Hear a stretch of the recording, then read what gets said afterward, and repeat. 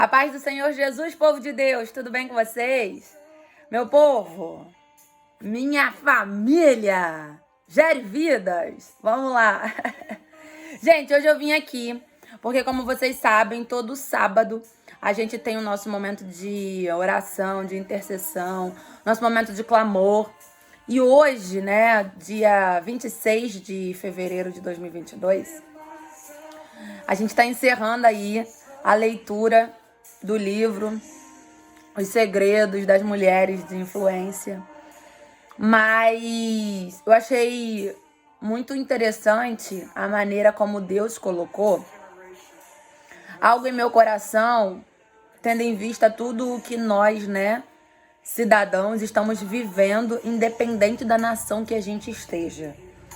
E pedindo a Deus orientação, o Espírito Santo, ele trouxe calmaria ao meu coração em resposta a algumas petições e alguns momentos de secreto com ele sobre um dos principais motivos que nós, né, filhos de Deus, filhas de Deus, nos são acometidos quando a gente despercebidamente deixa esse lugar de secreto. Porque o lugar de secreto, ele não fala apenas daquilo que você busca em Deus, mas principalmente fala sobre aquilo que o Espírito Santo de Deus, oh aleluia, revela como segredo ao teu coração, ao meu coração. E nós sabemos, né, que a própria palavra vai nos dizer que Deus, ele nos levantou como atalaias do Senhor.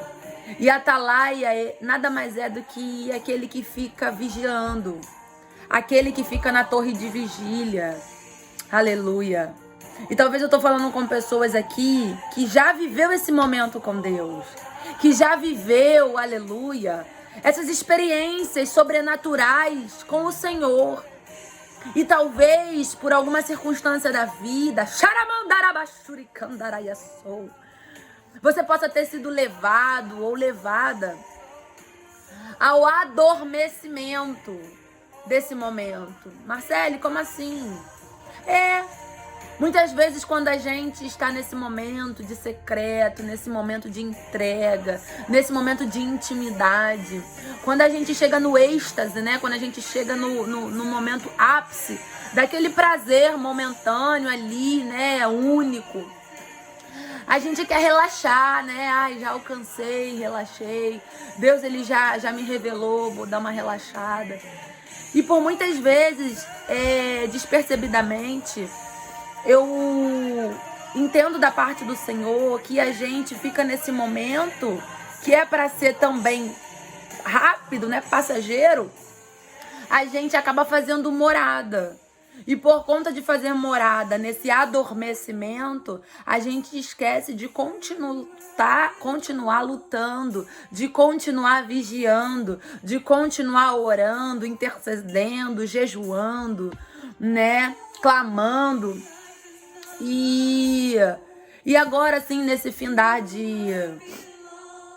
de propósito, né?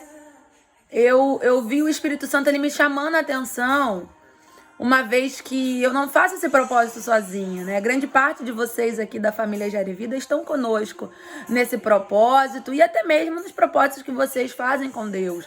Mas o que eu quero dizer é que para o reino de Deus tudo se alinha. Tudo se alinha. E antes da gente falar de fato do que Deus colocou no nosso coração para essa manhã de sábado, eu queria estar orando, né?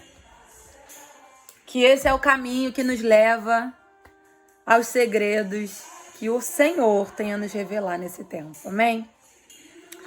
Pai, diante de Ti estamos, Senhor. Nesse momento, Senhor, eu quero Te pedir para que o Senhor possa receber a nossa entrega, possa receber o nosso sacrifício, a nossa oferta, para que o Teu Espírito Santo possa levar a Ti, ó Pai, as intercessões, as orações dessa pessoa que não consegue verbalizar em palavras aquilo que tem pedido ao Senhor, que tem esperado de Ti. Ah, Deus querido, que nessa manhã seja uma manhã de renovo, uma manhã, ó Pai, de alinhamento, uma manhã de despertamento, aleluia. Aonde não apenas o Teu Espírito Santo tenha liberdade no nosso meio, mas aonde o Teu povo tenha liberdade para estar te orando, te buscando, aonde o Teu povo, ó Pai, possa permanecer no centro da tua vontade, cumprindo aquilo que o Senhor determinou para cada um de nós, elevando os olhos ao monte, porque é de lá que vem o nosso socorro. O nosso socorro vem do Senhor Jesus, que fez os céus e a terra, ó Deus. O nosso socorro vem de ti, ó Pai. Ah, Senhor, nos faz, Senhor, ó Pai, estarmos, Senhor, conscientes, sermos conscientes sobre aquilo, Senhor, ó Pai, que tu já disseste ao nosso coração. Ah, Deus querido, se há alguém entre nós que ainda não sabe o propósito da vida, o propósito da sua existência, revela, Senhor, revela no nome de Jesus Cristo, que pessoas não venham ficar andando, vagando, Senhor, de um lado para o outro, sendo levado por ventos de doutrina. Uma hora, Senhor, ó Pai, quer estar na tua presença, uma hora não quer mais. Uma hora, Senhor amado, está alegre em viver a verdade que é, aleluia, o evangelho de Cristo, e outra hora está contendendo com ele. Deus, no nome de Jesus Cristo, alinha pensamentos nessa manhã, alinha sentimentos nessa manhã, alinha propósitos, ó Pai, aleluia, nesta manhã, e glorifica o teu nome, Jesus. Eu te peço, guarda as autoridades constituídas nessa terra, seja parlamentares, seja do governo, seja presidência, seja, Senhor, ó Pai, autoridades espirituais, sejam pastores, presbíteros, Senhor amado, bispos, apóstolos, sejam, Senhor, diáconos, sejam, Senhor, ó Pai, aleluia, obreiros, não importa, para ti todos são servos. Se serve ao reino de Deus, é servo. A nomenclatura tem matado, a letra tem matado. Ah, Deus querido, mas a tua palavra, ela é da vida. A tua palavra, ela vivifica o homem. A tua palavra, ela transforma, ela resgata, ela restaura, aleluia. A tua palavra, ela salva, liberta. Ah, Deus querido, é a tua palavra, e sobre a tua palavra eu rogo a ti nesta hora, ó Pai, aleluia, faça cumprir a tua palavra nesse tempo. Senhor, desfaz, Senhor, todo encantamento espiritual, emocional, Senhor, psíquico, humano, terreno. Ai, Deus querido, vai desfazendo toda a obra do diabo, toda a astuta cilada do inferno, desfaz agora. Ah, meu Deus, grande tem sido as aflições do teu povo, mas nós sabemos que em todas o Senhor, ó Pai, guerreia por nós. Vai adiante de nós como tu foi adiante de Israel. Vai adiante de nós como tu foste, Senhor, ó Pai, adiante de Moisés. Vai adiante de nós, Senhor, porque nós cremos que com o Senhor nós venceremos todas as batalhas, em nome de Jesus. Oh, aleluia. Glória, glória, glória a Deus. Gente, sem mais delongas, eu quero já entrar aqui na leitura, né? Queria compartilhar mais algumas coisas, mas o Senhor pediu para ser objetiva. E eu não quero descumprir a ordenança que o Pai, né, ele nos direcionou, amém? Então vamos lá. Livro de Amós, capítulo 1, diz assim. Versículo 1. As palavras de Amós que estavam entre os pastores de Tecoa, o que ele viu a respeito de Israel nos dias de Uzias, rei de Judá, e nos dias de Jeroboão, filho de Joás, rei de Israel, 2 anos antes do terremoto. O Senhor bramará de Sião e de Jerusalém dará a sua voz. Nas habitações dos pastores haverá pranto e secar-se-á o cume do Carmelo. Assim diz o Senhor, por 3 transgressões de Damasco e por 4 não retirarei o castigo, porque trilham a Gileade com trilhos de ferro. Vamos dar um salto para capítulo 2, versículo 1, que diz assim: Assim diz o Senhor, por 3 transgressões de Moabe e por 4 não retirarei o castigo, porque queimou os ossos do rei de Edom, até os reduzir a cal. Vamos já dar mais um salto. Capítulo 3 agora, versículo 1. Ouve estas palavras que o Senhor fala contra vós, filhos de Israel, contra toda a geração que fiz subir da terra do Egito, dizendo: de todas as famílias da terra, a vós somente conheci. Portanto, todas as vossas injustiças visitarei sobre vós. Andarão 2 juntos se não estiverem de acordo? Agora vamos dar um salto para o capítulo 4, versículo 1, que diz: Ouve estas palavras, vós, que estais no nome de Samaria, que oprimes os pobres, que quebrantais os necessitados, que dizeis a seus senhores: dai-a cá e bebamos.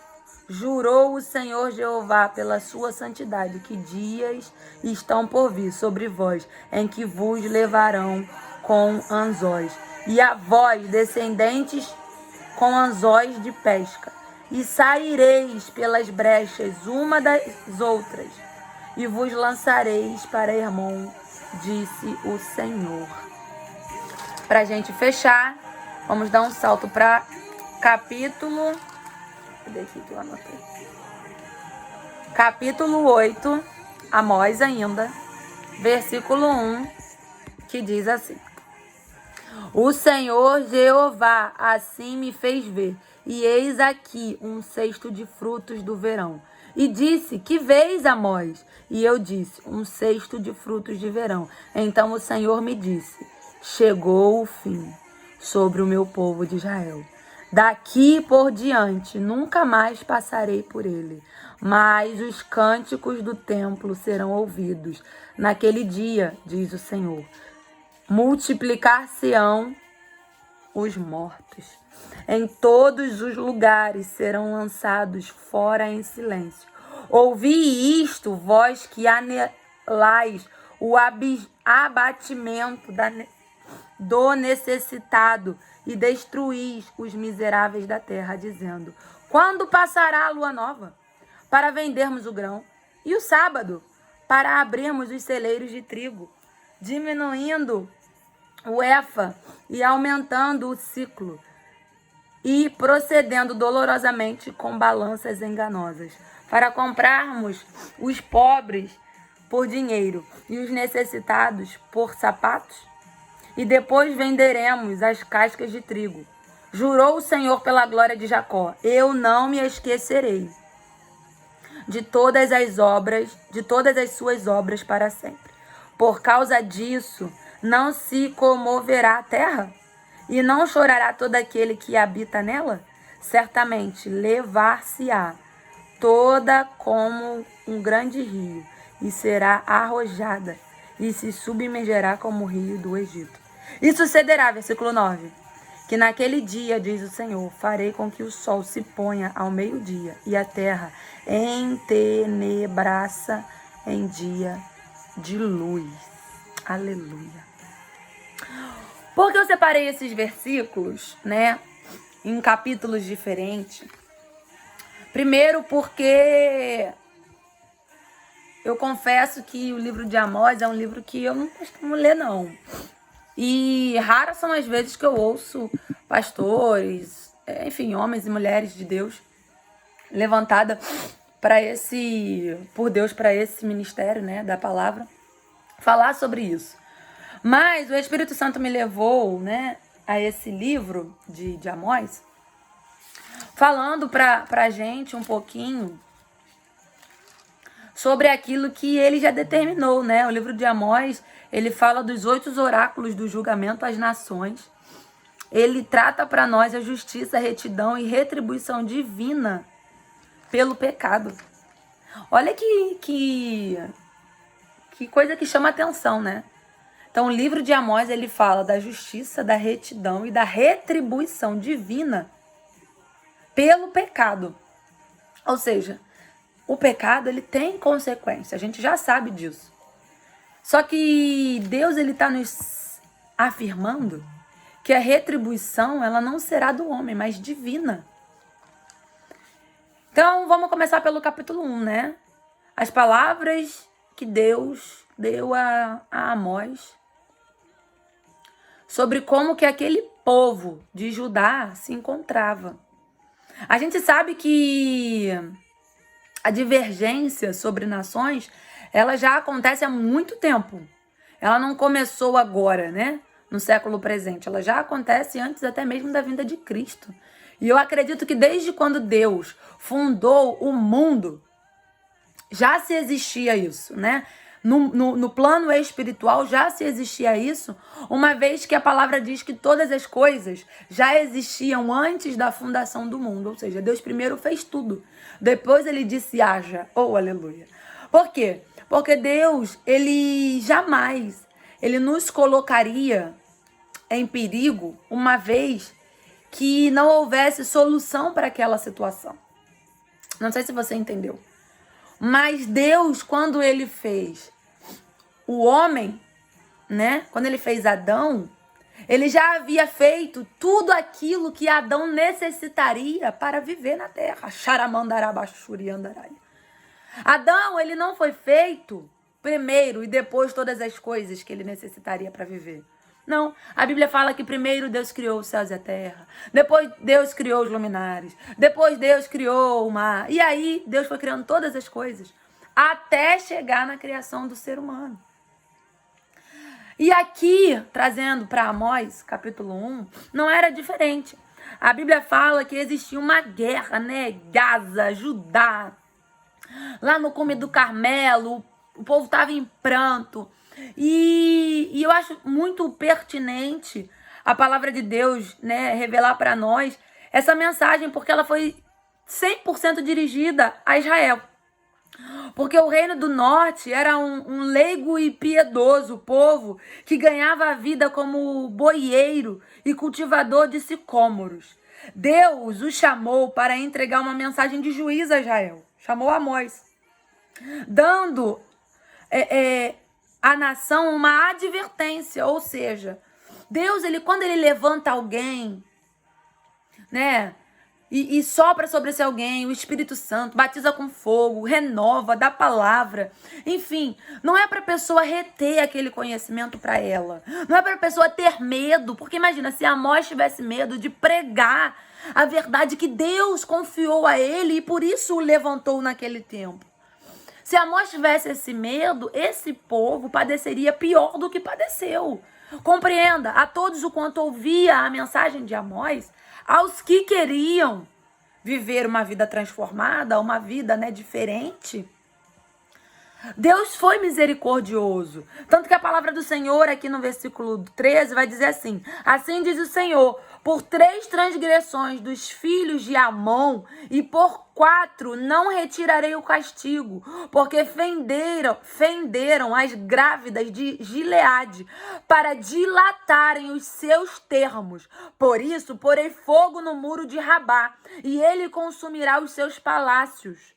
Perceba, aqui o povo, ele estava tão devasso, o povo, ele estava tão iníquo, que eles alcançaram até mesmo a mulher, eles alcançaram a gestação de uma mulher, eles foram contra princípios inegociáveis da palavra de Deus.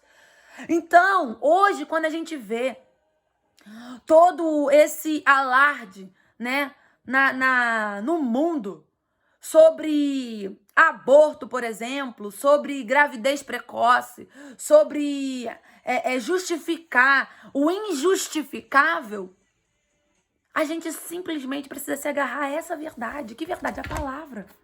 Porque a palavra já diz que essa iniquidade já desagradava a Deus desde esse tempo. Tempo esse que eu e você nem imaginávamos ter nascido. Nem imaginávamos ser gerados por um ventre de mulher. Imagina. Vamos para o capítulo 2, versículo 1. Cadê? Versículo 5 que diz assim: Deus dizendo: eu porei fogo em Judá, e ele consumirá os palácios de Jerusalém. Por quê? Porque, suspirando pelo pó da terra sobre a cabeça dos pobres, eles perverteram o caminho dos mansos, e um homem e seu pai entram a mesma moça para profanarem o meu santo nome. Gente, isso daqui Deus está falando do pecado em si. Deus está falando, sabe, do adultério. Deus está falando da fornicação. Deus está falando da promiscuidade, da prostituição. Então, tudo isso que a gente vê hoje,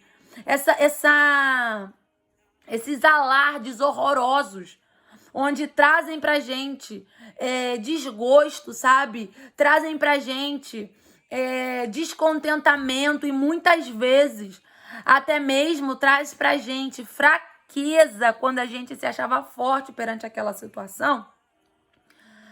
É porque Deus ele tá dizendo que nada disso que a gente está vivendo hoje surpreende a ele. Só que não é porque não surpreende a Deus que ele deixou de ver. Não é porque não surpreende a ele que ele vai deixar de agir. Ah, Marcele, mas como que Deus vê tanta atrocidade, matança? Como que Deus permite inocentes serem mortos? Como que Deus permite, sabe, injustos serem classificados como justos e justos serem classificados como injusto? Essa troca, né? Essa inversão de valores, como? Eu quero te dizer que Deus, ele não muda as decisões dele por causa das nossas. Deus, ele é incapaz.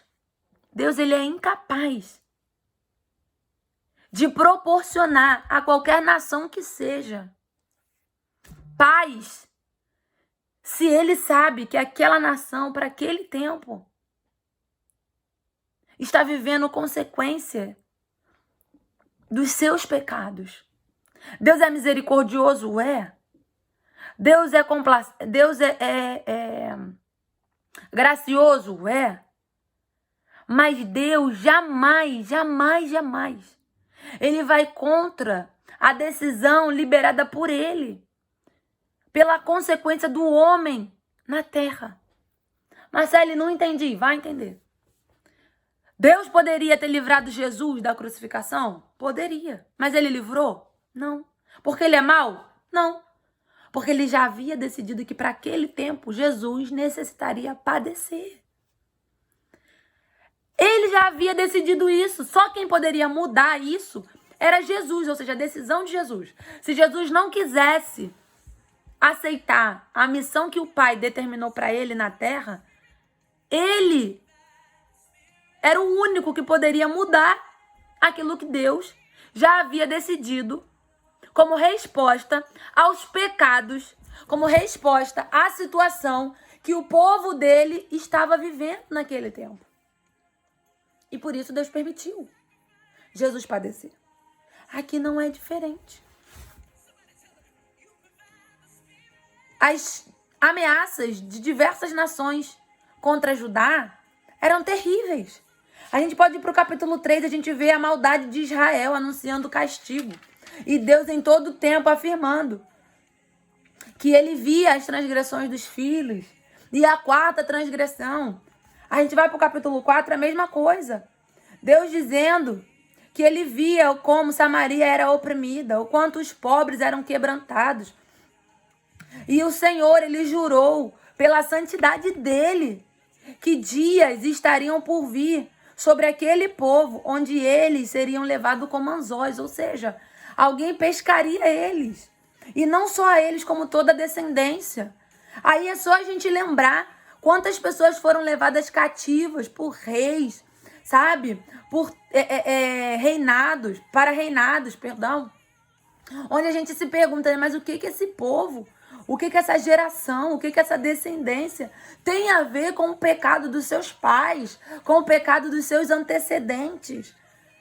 É Deus dizendo, eu não sou o Deus da família quando tudo vai bem. Eu sou o Deus da família no bom e no mal. Eu não sou o Deus que dou juízo a toda uma família que me serve, mas eu sou o Deus que dou juízos a todos aqueles que abrem brechas para o pecado. Olha que interessante que a palavra de Deus diz, né? Amós 5, do versículo 12 a 14, que diz assim: porque sei que são muitas as vossas transgressões e enormes os vossos pecados. É Deus dizendo que Ele sabe, né? Ele conhece tudo aquilo que a gente faz, seja pequeno aos olhos do homem ou grandes, não importa, para Deus pecado é pecado. E ele continua dizendo: afligis o justo, tomais resgate e rejeitais os necessitados na porta. Ou seja, quantas pessoas têm batido a porta, não apenas da sua casa, do seu lar, da igreja que você congrega, mas a porta aqui, ó, do teu coração te pedindo ajuda. E a palavra de Deus está dizendo: eu bem sei que tem rejeitado os necessitados. Portanto, o que for prudente, ou seja, o que for prudente, aquele que for prudente, guardará silêncio naquele tempo, porque o tempo será mau. Buscar, aí ele continua, finalizando no versículo 14. Buscai o bem e não o mal, para que vivais. E assim o Senhor Deus dos exércitos estarás convosco, como dizeis. Nesse mundo, onde há tantos ricos como pobres, frequentemente os que têm abastança material tiram proveito dos que não têm, explorando-os para que os seus lucros aumentem continuamente. A Bíblia tem muito a dizer a respeito de como os crentes devem tratar os pobres e necessitados. O zelo de Deus pelos pobres e necessitados é imensurável. Olha que interessante que está aqui. Vou ler para vocês. Deus tem expressado de várias maneiras que grande zelo tem pelos pobres, necessitados e oprimidos. O Senhor Deus é o seu defensor. Ele mesmo revela que deles é o seu refúgio, socorro. Ao revelar a sua lei aos israelitas, mostrou-lhes também várias maneiras de se eliminar a pobreza no meio do povo. Declarou-lhe em seguida o seu alvo global: somente para que entre ti não haja pobre, pois o Senhor abundantemente te abençoará na terra, que o Senhor teu Deus te dará por herança, para a possuístes. Por isso, Deus, na sua lei, proíbe a cobrança de juros nos empréstimos aos pobres. Se o pobre entregasse algo como penhor ou garantia pelo empréstimo, o credor era obrigado a devolver-lhe o penhor. Vamos dar uma pausa aqui? Vamos pensar um pouquinho. O que Deus está querendo dizer para nós nessa passagem, né? Aqui é um resumo do que a gente leu nos versículos e capítulos anteriores de Amós, até o capítulo 5. Deus, ele está afirmando para nós o seguinte, que existe uma classe social que é conhecida como a classe social dos ricos. Eu não quero dar nível de médio, alto, baixo. Não, os ricos, ele classifica como rico. Quem tem condições, quem tem posses, rico. E quem não tem posses, condições, pobres, ok? E aí existem essas duas classes. Aí Deus, ele está dizendo que para a classe dos pobres, quando esse grupo tiver que pegar um empréstimo, tiver, sabe, que pedir ajuda, que sobre esse povo não fosse colocado juros, não fosse colocado penhor. Porque se ele é pobre e bota juros, ele não consegue nada. E se ele bota penhor, o pouco que ele tem, ele perde, você não consegue pagar. É isso que Deus está dizendo.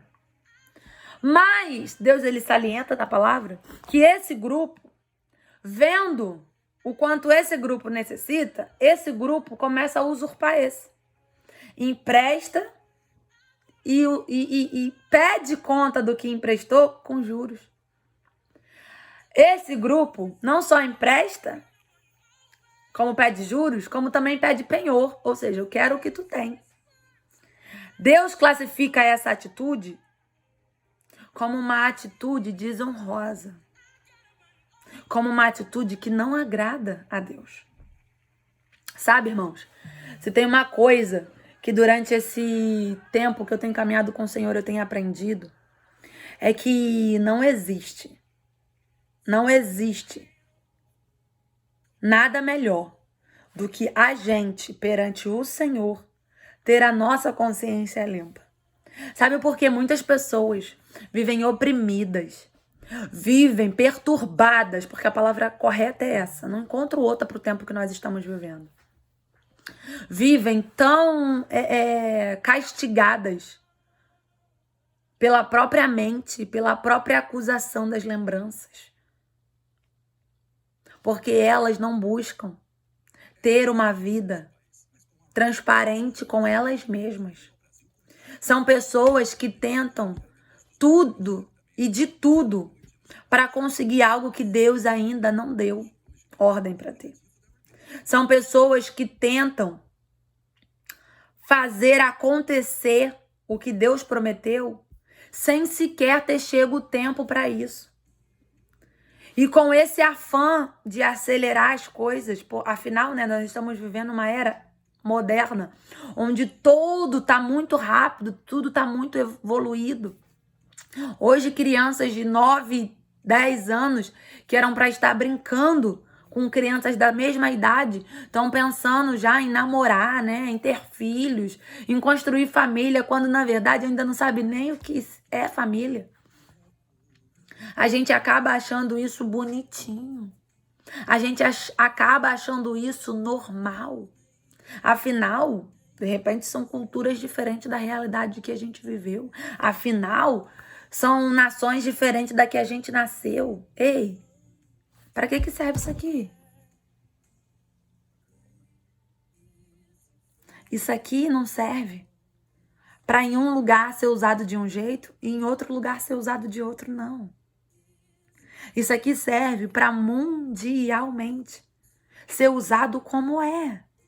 É claro que existem países que são perseguidos. É claro que existem países que não têm a liberdade, como, por exemplo, nós brasileiros temos, de poder entrar numa igreja, de podermos cultuar a Deus, de podermos compartilharmos, né, a palavra com os nossos irmãos, termos, né, células, termos grupos de ensino, termos, né, sala de jovens, de adolescentes, de criança, para todas as áreas que necessitam e desejam aprender. Tem trabalhos muito bem feitos em igrejas, em departamentos, e glória a Deus por isso. Não é sobre isso que Deus está dizendo para nós aqui em Amós. Deus ele está dizendo para nós que nada disso vale se a intenção que a gente tem e que Deus, ao sondar, ele conhece e vê, ela for de querer ganhar em cima dos pobres, dos oprimidos, querer ganhar em cima dos necessitados. E aqui Deus não está falando apenas de classe social. Deus está falando de vivência, de situação presente. Eu acho tão interessante, porque quando a gente dá um saltozinho lá para o capítulo 8, igual a gente leu, Deus ele salienta para nós no versículo 9, né? E sucederá que naquele dia, que dia? Quando Jesus voltar. Diz o Senhor, eu farei que o sol se ponha ao meio-dia e a terra se entenebreça em dia de luz. Olha que forte isso que o Senhor está dizendo, né? Ele está dizendo que, na verdade, Jesus, ele tem um tempo para ele voltar. A gente não sabe quando, a hora nem o dia, mas ele vai voltar. Só que para cada pessoa, Jesus, para cada pessoa que já conheceu a Cristo e se afastou, quando ela volta aos caminhos de Deus, Jesus volta para ela. Então entenda, a gente não sabe quando Jesus vai voltar para buscar a noiva, a igreja, e a gente encontrar com ele nos ares, né? Quem estiver vivo. Mas Aquele que vivia uma vida promíscua. Aquele que vivia uma vida de pecado. Aquele que vivia uma vida que desagradava a Deus. É isso que Deus está dizendo aqui no capítulo 8, né? A visão do cesto de frutos, ou seja, haverá uma colheita para as sementes que você está plantando.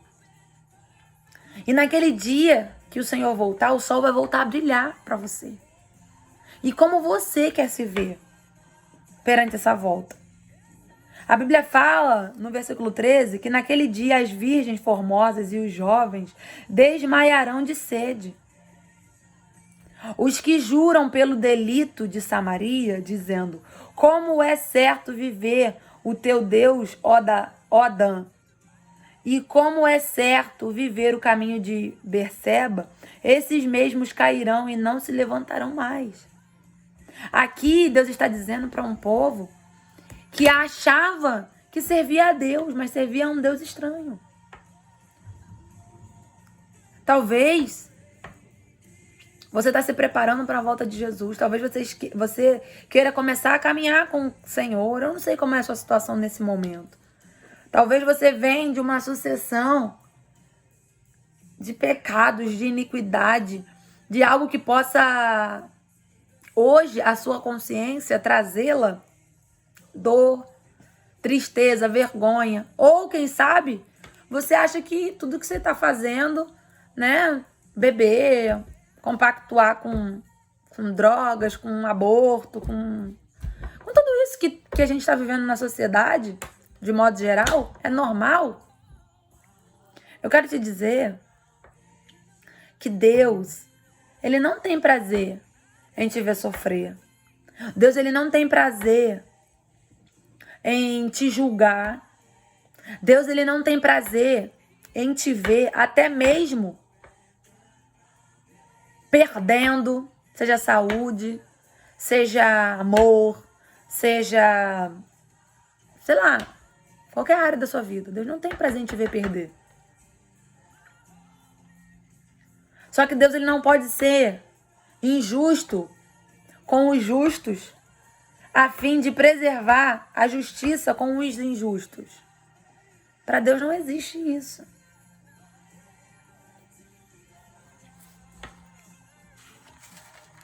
Olha o que Deus diz no capítulo 9, versículo 1. Vi o Senhor que estava de pé sobre o altar e me disse: fere o capitel e estremeça os umbrais e faze tudo em pedaços sobre a cabeça de todos eles. E eu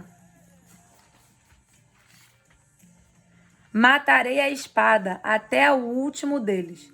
O que fugir dentre eles não escapará, nem o que escapar dentre eles se salvará. Ainda que cavem até o inferno, a minha mão os tirará dali. E se subirem ao céu, dali os farei descer. E se esconderem no cume do Carmelo, buscá-lo-eis dali e os tirarei. E se ocultarem os meus olhos no fundo do mar, ali darei ordem à serpente, e ela os morderá.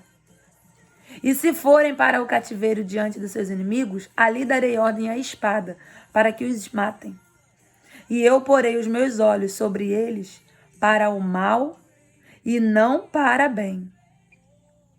Porque o Senhor dos exércitos, é o que toca a terra, e ela se derrete, e todos os que habitam nela chorarão. E ela subirá toda com o grande rio e se submergirá como o Egito. Versículo 6. Ele é o que edifica as suas câmaras no céu, e a sua abóbora fundou na terra, e o que chama as águas no mar, e as derrama sobre a terra. O Senhor é o seu nome. Não sois vós para mim, ó filhos de Israel, como os filhos de etíopes, diz o Senhor.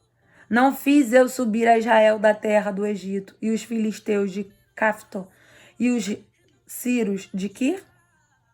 Eis que os olhos do Senhor Jeová estão contra este reino pecador, e eu o destruirei de sobre a face da terra, mas não destruirei de toda a casa de Jacó, diz o Senhor. Porque eis que darei ordem, e sacudirei a casa de Israel entre todas as nações, assim como se sacode grão no crivo, sem que caia um grão na terra. Todos os pecadores do meu povo morrerão à espada, os quais dizem, não se avizinhará, nem nos encontrará o mal. Naquele dia, tornarei a levar a tenda de Davi, que caiu, e taparei as suas aberturas, e tornarei a levantar as suas ruínas, e a edificarei como nos dias da antiguidade. Versículo 12. Para que possuam os restantes de Edom e de todas as nações que são chamadas pelo meu nome, diz o Senhor, que fazes essas coisas. Eis que vem dias, diz o Senhor, em que o que lavra alcançará o que cega, e o que pisa as uvas ao que lança a semente, e os montes destilarão mosto, e todos os outeiros se derreterão. E removerei o cativeiro do meu povo de Israel, e reedificarão as suas cidades assoladas, e nelas habitarão, e plantarão vinhas, e beberão o seu vinho, e farão pomares, e lhes comerão fruto. E, versículo 15, e os plantarei na sua terra, e não serão mais arrancados da sua terra, que lhes dei, diz o Senhor teu Deus. Perceba, o Messias reinará sobre todas as nações, e Israel será uma bênção para o mundo. Este é o cumprimento final do concerto de Deus com a humanidade. Lembra? Amós, ele profetiza acerca de uma terra transformada e gloriosa, onde o povo de Deus poderá continuamente plantar e colher ao mesmo tempo. A terra será abundantemente produtiva e as bênçãos divinas jamais hão de terminar. Israel será finalmente restaurada, diz o Senhor, e nunca mais o abandonará. Os israelitas permanecerão seguros na sua terra. Bem, antes de fechar, eu quero dizer para você o que a gente acabou de ler. Você sabe a quem você pertence? Você sabe a quem você serve? Se você não souber responder essas duas perguntas, eu te sugiro a entrar no seu quarto e começar o seu secreto com Deus. Hoje, nesse exato momento. Porque Deus está irado com a terra. E a ira de Deus está sendo tão grande que a gente está vendo em diversos lugares de países do mundo a manifestação de Deus através da permissão de Deus, não da soberania de Deus. A permissão de Deus acontece como consequência do pecado do homem. Marcele, que isso? Irmãos, é a palavra de Deus que diz. Eu não tô aqui para você concordar com o que eu estou dizendo, até porque o que eu estou dizendo, eu ou você concordando não está escrito. Eu vim aqui da parte de Deus compartilhar com você que se você quer viver dias melhores, se você quer cooperar com o reino de Deus nessa terra chamada mundo, você precisa estar mais íntimo de Deus. Você precisa ter mais momentos de secreto com Deus. Porque Deus, ele não está brincando de ser juiz. Ele não está brincando de ser Deus. Ele não está brincando de ser justiça quando necessário for ser. Ele é amor, mas ele é justiça. E ele não é justiça somente para com os pecadores que não o conhecem, mas ele é justiça para com aqueles que o conhecem. Ainda assim, não fazem o que ele quer que seja feito. Então, em nome de Jesus, se você hoje quiser viver esse pleno gozo do Senhor, viver esse dia favorável de Deus, onde ele irá sanar todas essas adversidades, onde ele não permitirá mais o seu campo, aleluia, a sua terra ser assolada, a sua família ser alcançada pelos males desse mundo. Você necessita fazer uma aliança com Deus. Você necessita voltar a ter uma vida íntegra, reta, temente diante de Deus. Uma vida onde Ele pode dizer sobre a sua vida, acerca dos seus feitos, que Ele se agrada. Ei, querido, nós estamos vivendo dias maus, dias de assolação, dias de enfrentamentos dolorosos, dias de lutos, dias de perda. Mas ainda assim, Deus nos permitiu estarmos aqui de pé. Deus nos permitiu estarmos aqui, podendo dobrar os nossos joelhos e orar, interceder. E eu quero te encorajar em nome de Jesus a não desistir da sua salvação.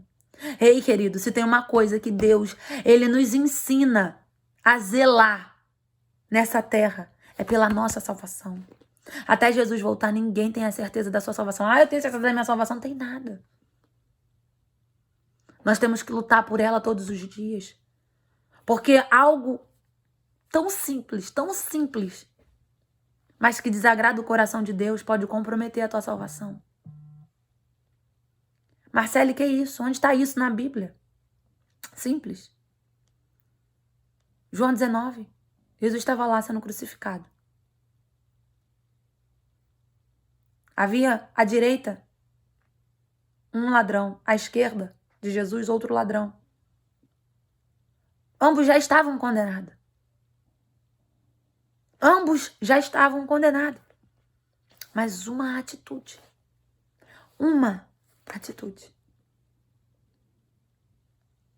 deu a um daqueles ladrões o acesso à salvação. E a mesma atitude desse que teve acesso à salvação, se tivesse sido tomado pelo outro, ele também estaria no gozo do Senhor. De igual modo, a falta de atitude dele demonstra para nós que de repente ele poderia